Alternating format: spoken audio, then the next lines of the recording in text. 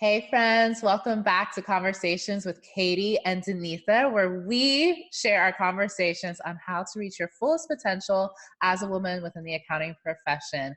Today, we're super excited to talk about branding, self-branding, executive presence, how to discover yours, and how to give yourself permission to share it with the world. So Katie, I'd love for us to kick off the conversation with you sharing your personal brand, which before you even start, I love your brand and I really love the presence that you've built for yourself online. And I'd love to learn more about how would you describe your personal brand? Oh, thank you so much for those kind compliments. So I think just getting into the whole branding discussion and everything is something that if I evaluate, if you would have asked me this question a year ago, I would have answered it. And then if you asked me it now, they would be drastically different. And it's something that I'm still discovering, I'm still diving into, and I'm learning more about all the time as I'm learning more about myself. So right now, I would describe my personal brand as someone who is super passionate about helping accountants reconnect to their purpose and their why. So I'm known for my ability to help implement systems and marketing strategies to support their day-to-day operations and future growth. And in addition to supporting just the firm leaders, I'm also passionate about having these systems support their employees so that their employees can also feel fulfilled at work. And the reason why I say that's so different from if you would have asked me last year, I would have said, I'm Katie. I help accounting firms thrive in the age of digital disruption through process improvement, technology optimization, and online marketing, which a lot of people would probably say, okay, that's a lot more clear and focused. And I agree it's focused, but it doesn't talk about me being passionate, me being my purpose of like, I want people to be doing what they love because I want to do what I love and I want other people to do that too. And so over time, I feel like it's evolved. In college, it was, I'm Katie, I'm an accounting student. I never would have talked about, anything else. That's who I am. Or, when I started my career, it's, I'm Katie, I'm a CPA and I work at EY. So I feel like over time, it keeps developing to be deeper and a bigger, more complete picture of myself. And so as I start sharing that online, I hope that other people are inspired to share their self as well. And I feel like through my personal brand is how I have developed the best connections, whether those are friendships, those become mentors, or those become business relationships. I never could have developed any of that without really digging into my personal brand and asking myself, like, who do I want to show up as and how do I want to leave my impact? I love that. And one of the things I love too about your brand online, and it's true when I talk to you in person, there's a combination of technical information that you share around automation and systems to use. And then there's also the personal development side. Like some of my favorite videos of yours are how do you overcome fear or how do you figure out what you want out of life? What inspires you to combine the two of those? So whenever I decided, okay, I'm going to start using social media to grow my business and to connect with other like-minded individuals, I got on LinkedIn and I was like, I am seeing a bunch of stuff that I can only understand and read because I'm an accountant. So, the person they wrote it for, like their ideal client, probably wasn't even able to comprehend it. Or I'm seeing stuff about people posting like, hey, here's my service offering. You can, make an appointment here. So I call that like monetization content. And then educational content would be like talking a little bit more about like your service offering or maybe like an IRS ruling. But I thought, you know what? I think there needs to be some branded content because I know the type of content I connect most with is whenever people are just talking about their life, being people, not trying to pretend that they're something that they're not. And so I thought, you know what? I'm just going to start putting it out there and we'll see, how people receive it because I know that's what I enjoy to see. So I'm just going to put it out there. And as I started doing it, my comfort with doing it increased, because I remember at first it was uncomfortable for sure. But I thought, you know what, if I find a way to combine what I call branded content, where it's like your life stories, what's going on with you, your internal thoughts, with educational content, which is more like tips, tricks, teachings, trainings.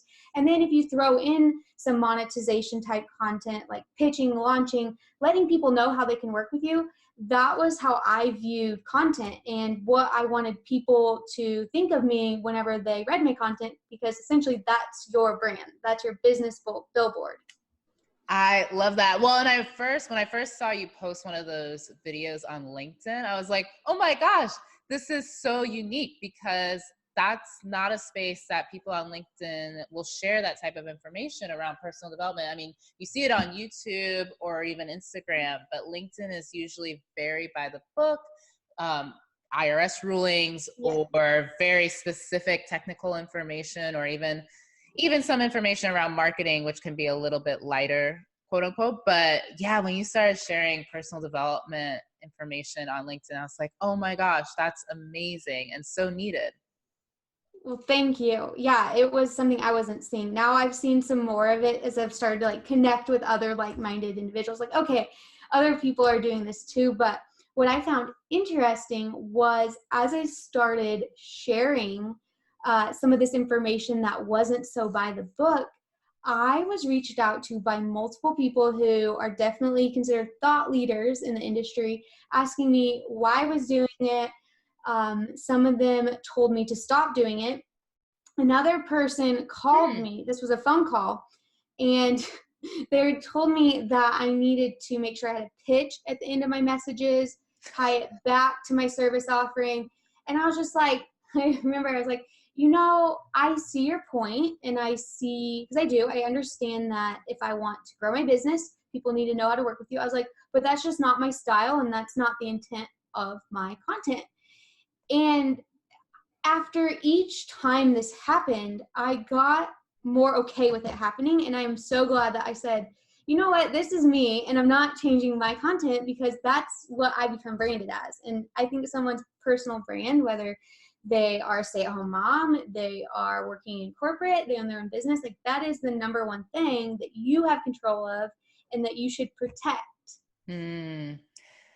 Good for you. And it does not surprise me. It's disappointing, but it doesn't surprise me in the least that that was some of the feedback that you were getting. And it's so beautiful that you're so self-aware and confident in that. Going back to like our previous conversations about awakening our feminine power, knowing who we are, consistently doing self-awareness work, like that boosts our confidence, so that when we're approached with situations like that or conversations, we're comfortable with saying, oh, thank you so much for the insight. And that's not that's not my intention. And that doesn't actually work for me, but I totally see where you're coming from. And I'm going to continue doing it my way. Yeah, I've had so many instances of that. I would describe my personal brand. My mission has, for a really long time, several years since I started my business, my mission has always been to elevate women's net worth and self-worth, because I always saw a combination between confidence, our self-esteem, our love for ourselves, a relationship between that and our ability to ask for what we want financially and to be able to grow financially as well. Over the years, it's evolved to include more of the emotional and psychology of money, because I've realized that even though someone's net worth may be increasing, how they feel about money may actually be harmful and toxic. And so more of my work has been around financial wellness, which I do think is really closely tied to our feelings of self-worth and believing that we're worthy of beautiful experiences and living our best lives. And all of that work, similar to you, has been in tandem with my own development as a woman, realizing for me that my relationship with money had areas that could be improved and can continue to be improved. And so my brand over time has evolved to include more and more of those conversations and those topics. And part of my brand I hope is a reflection of me giving myself permission to own all aspects of my femininity. That's creativity, that's my love for collaboration. Like, I love working with other people. Like, this is so much fun to me. It's so much fun to connect with like-minded people and to create something together.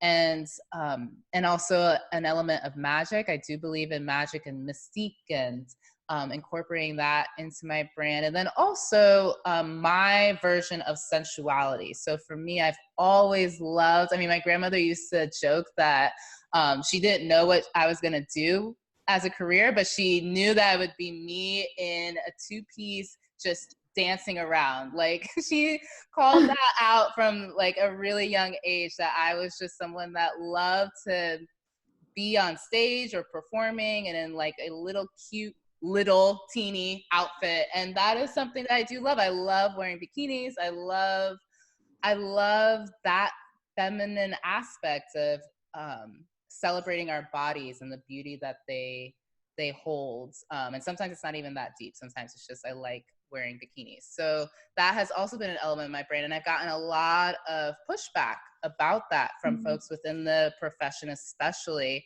There was one networking event that I went to, and I was not wearing a bikini, but I was wearing a pair of shorts that I felt was appropriate. They were almost knee length, but I was pulled aside after the networking event, which was for women in the financial space. And the woman told me that, it was a woman that told me that wearing shorts is not appropriate because that's associated with being poor.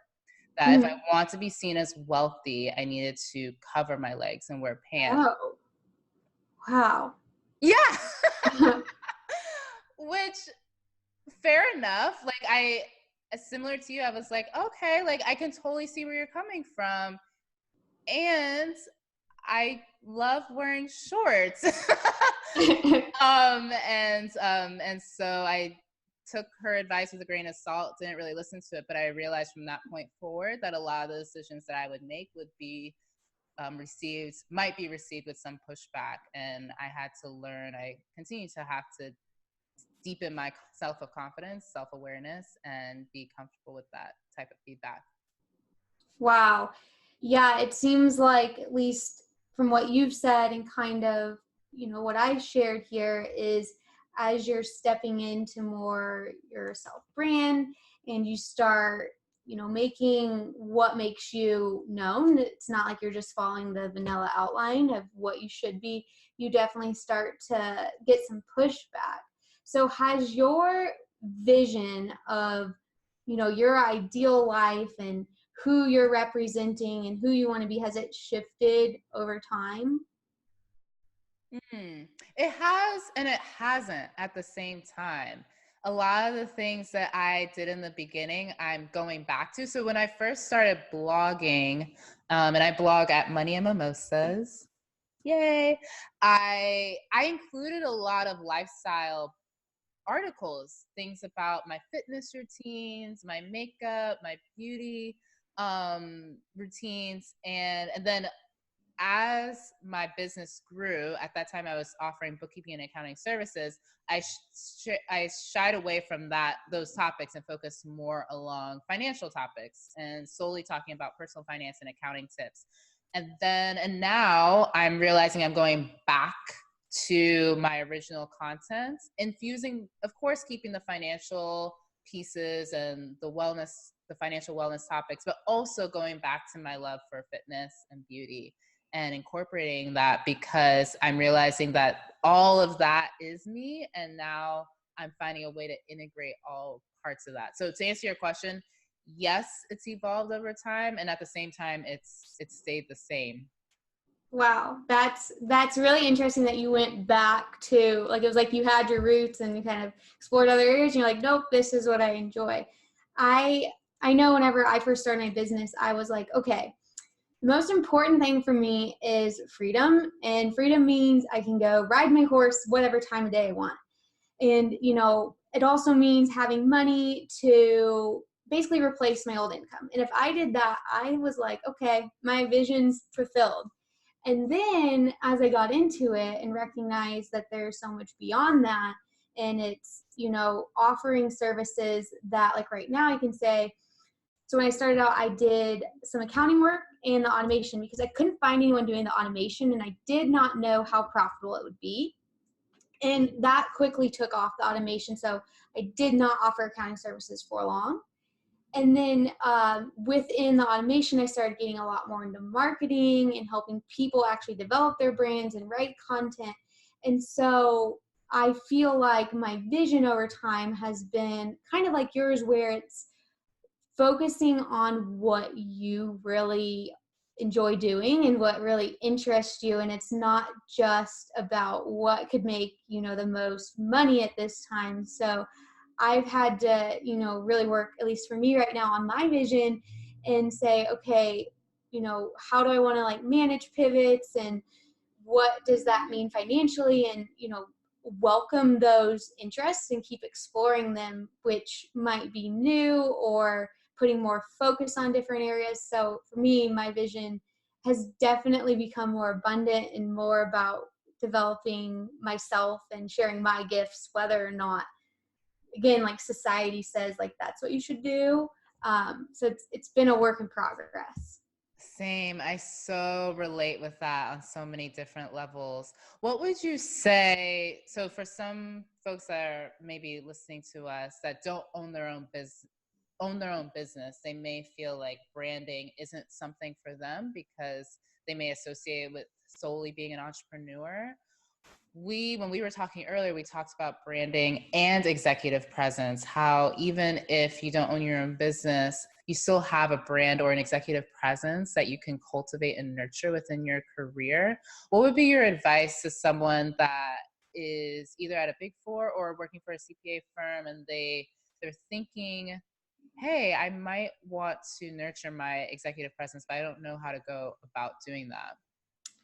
Yeah, so that's a great question, and one I can really relate with, because if you would have asked me about executive presence or personal brand whenever I started my career at EY, I would have said, like, I don't have one. I'm just another person. But it's really important because your executive presence, which is very hard to define, and there's been a lot of different ways people have defined it, it's really what people essentially think of you. And that can be developed. So it's good because you aren't just born with executive presence or not, which I think is super freeing to know, like anyone can develop it.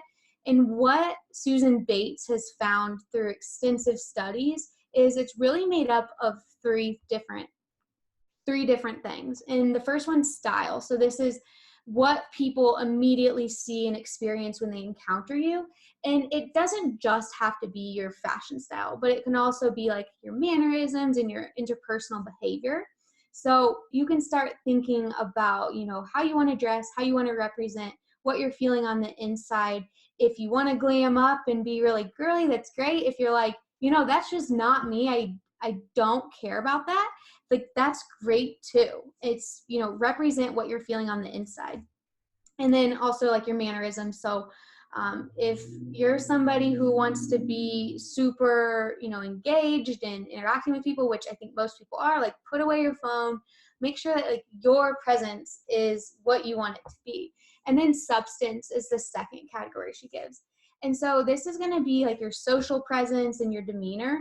So people with really strong executive presence are usually very confident, they're super poised, they're wise.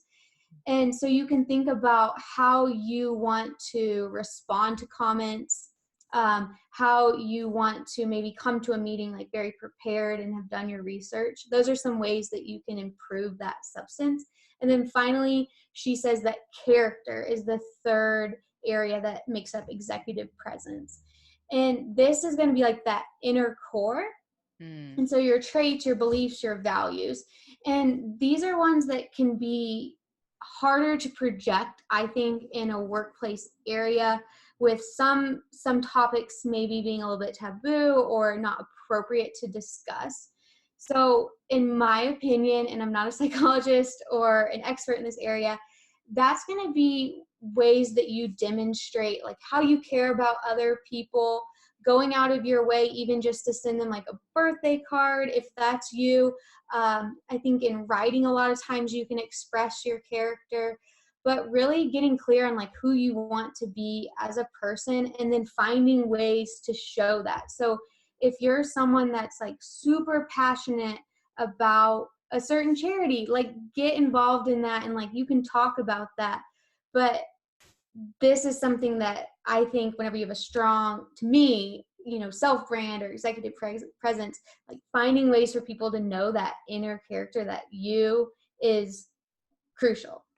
Yes. And I think we can take this here that part of that goes, part of developing that inner character is related to our conversation around awakening your feminine power, because oftentimes it can either be called brand, it can be called your executive presence. Sometimes it's called your wow factor, or like, you just walk into the room and there's the person in the room that just dazzles, or she just has this quality where you're like drawn to her.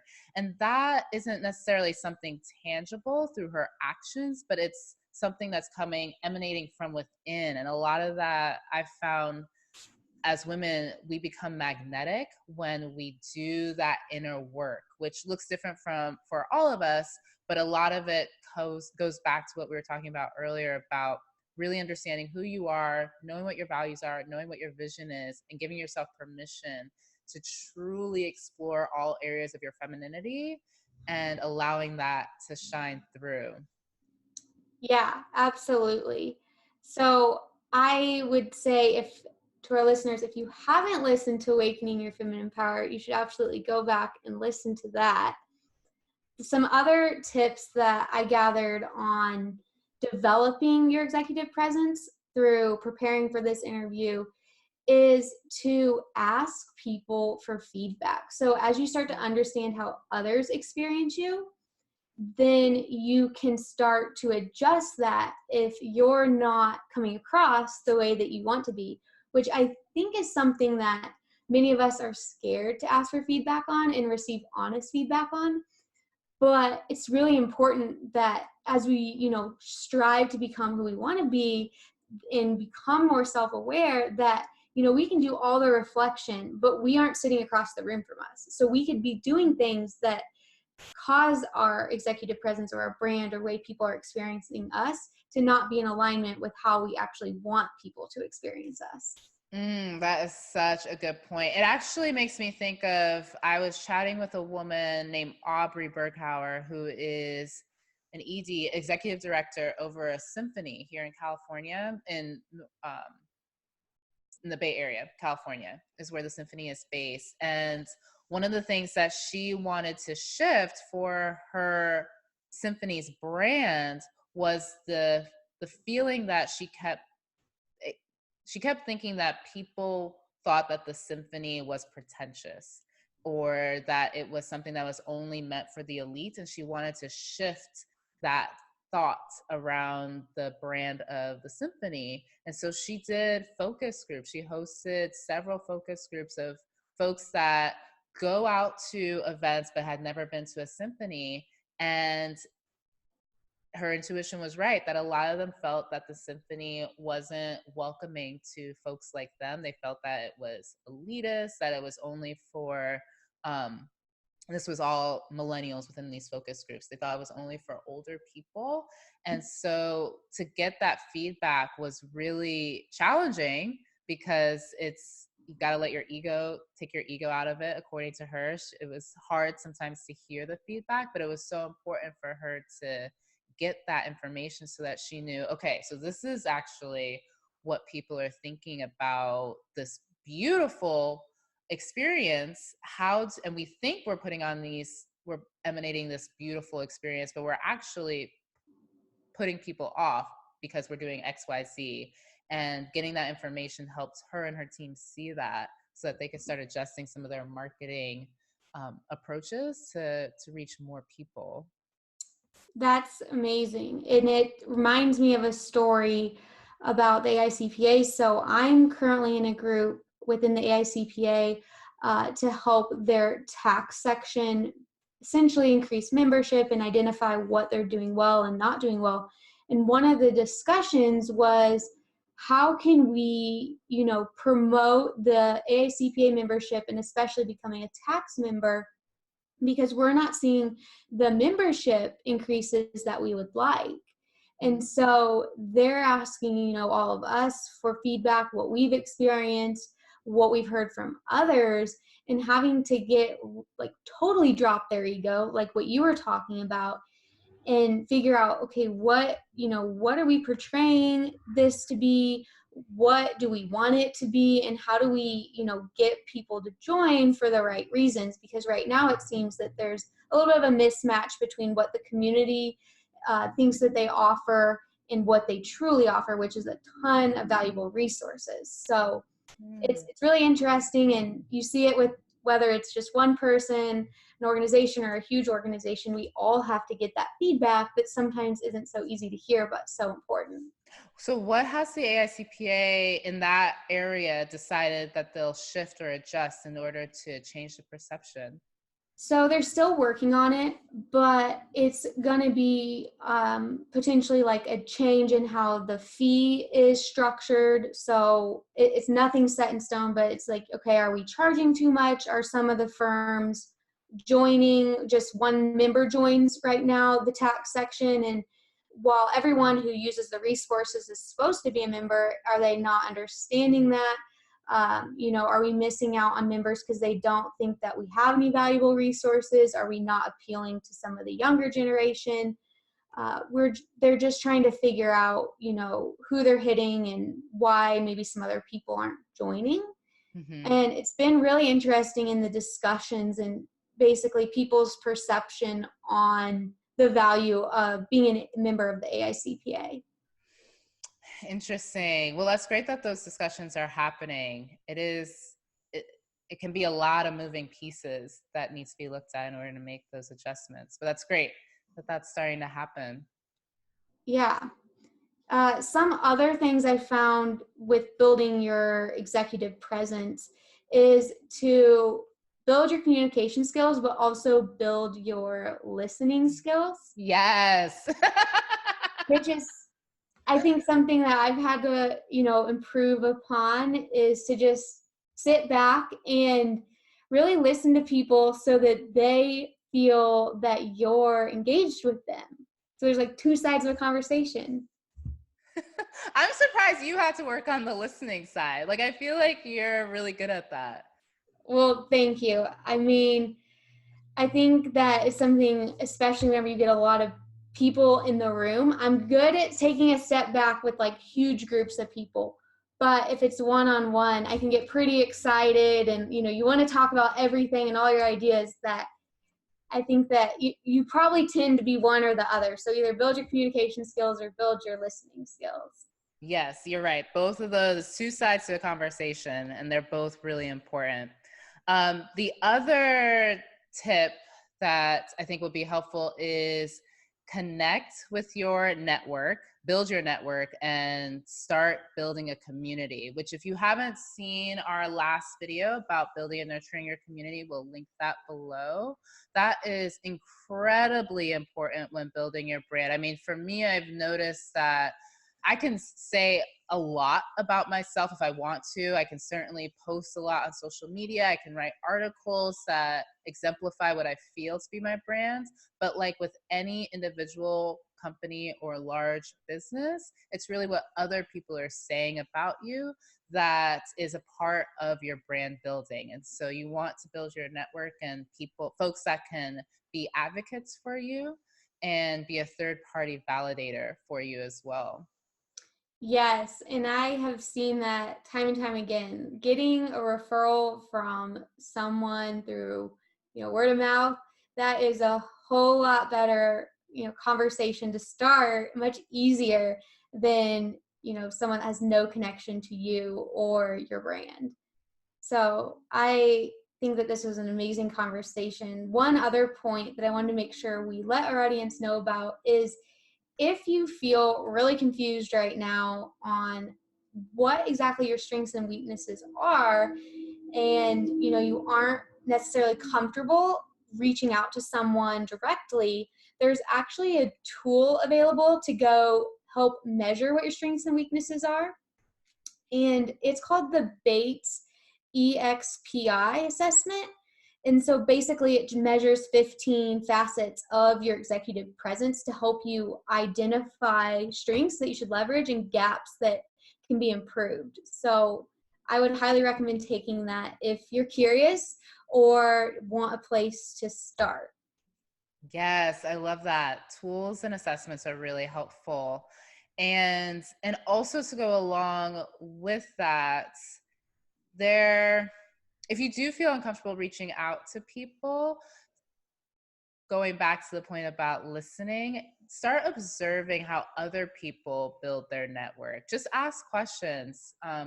Of course, you could watch our video, but then ask others that you really admire in terms of how they go about networking, and see if they have any tips for you that they can share. In the last video, I shared that my dad really helped me better understand how to network.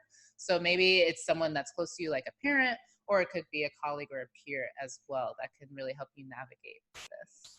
Yes, absolutely. So, Katie, I'd love to chat about one of the articles that we came across in our research for this around executive presence related to appearance. And the author, and I'm not remembering his name at the moment, but one of his points was, when building and nurturing your executive presence, make sure that your appearance isn't a distraction. What are your thoughts around appearance, executive presence, and ensuring that you look the part and you're not a distraction? So I think this point is really interesting because there is such a fine line between what we know is appropriate and what we feel highlights, ourselves. Kind of like you were talking about, you wear shorts and someone basically said that you shouldn't be wearing shorts, but you enjoy your shorts and you're going to rock them. But if you'd come in shorts where they're like riding up and clearly like that they're not appropriate, that's a different story. So I think you don't have to wear a black suit or a navy suit or a skirt that is just super plain. So you can still put your style into it. You can wear things that make you feel confident, make you feel good about yourself. But you don't have to think, okay, I need to look like I am going to the most formal meeting in the world, gonna wear all black and white, put my hair up in like this bun, and like you can like let your hair down, let your fashion show. And if people don't like that, then to me, that's like the point partly of having a brand, is like you attract those that you vibe with. And if it's someone like, whoa, I don't like her leopard print shirt, that's too much. It's like, YouTube probably aren't a good, like, you don't vibe well, because I think personally our fashion says a lot about, like what we enjoy and what we're passionate about and how we're feeling.